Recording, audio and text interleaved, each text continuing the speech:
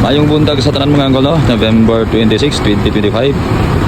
Natay doha kabas karon mga anggol ang biyahe padulong sa Southern Leyte, ang Volvo bus number 877. Ang biyahe padulong Palumpon via Isabel o Ormoc mga anggol. Ang driver sa ato ang 877, ang regular driver nga si Kuya Paulo o si Dr. Cardosa.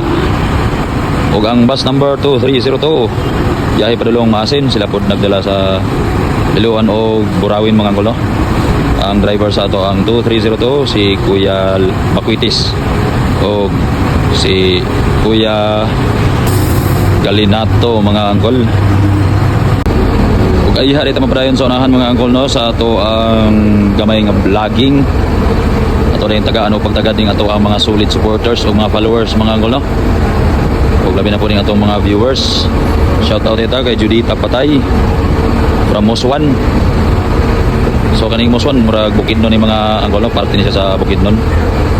Okay, shout out kay Girly Gagbo, kay Rosel Aquin, Climate Change Oy, ayong buntag na boss. Shout out po kay Lens Tiri, shout out daw sa bus number nga 2302, kaning nga bus number mao ni ang 2302 nga biyahe karon padulong sa Maasin, no. Kay Jonathan Lagunsad, shout out da boss. Flor Kanaway, kay Jonathan Lagonsad, shout out daw kay Cardosa na driver karon sa 877 kanang Bulbo nga biyahe padulong Palumpon mga angkol. Kay Rumi Gablino, shout out. Mark Lidonia, kay boss Mark Lidonia, shout out din bossing.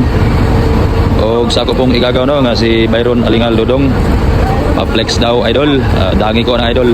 Ayong buntag na dong, naot na raspis kay nga panglawas mga angkol, no. Kay Elmer Aligado, shout out daw call sa taga Hinundayan sa Dunite, sa mga taga Hinundayan dia. Kumusta man natong lugar nga nagdiagbagyo? Hinaot nyo na naka-recover ta, no. O salamat sa inyong tanan sa mga nagpa-shoutout. O sa mga pasahero nato diha nga onboard karon diri sa 2302 877 nga bus number nga biyahe padulong karon sa Southern Leyte, November 26. Amping na ta kanunay, no, hinaot na ta sa mapiskay nga panglawas. O hinaot ang layo kita sa mga peligro. Pero mas mayo gyud nga ubanan sa atong mga pag-ampo. Nalaygo ng Dios, mayong buntag natong tanan.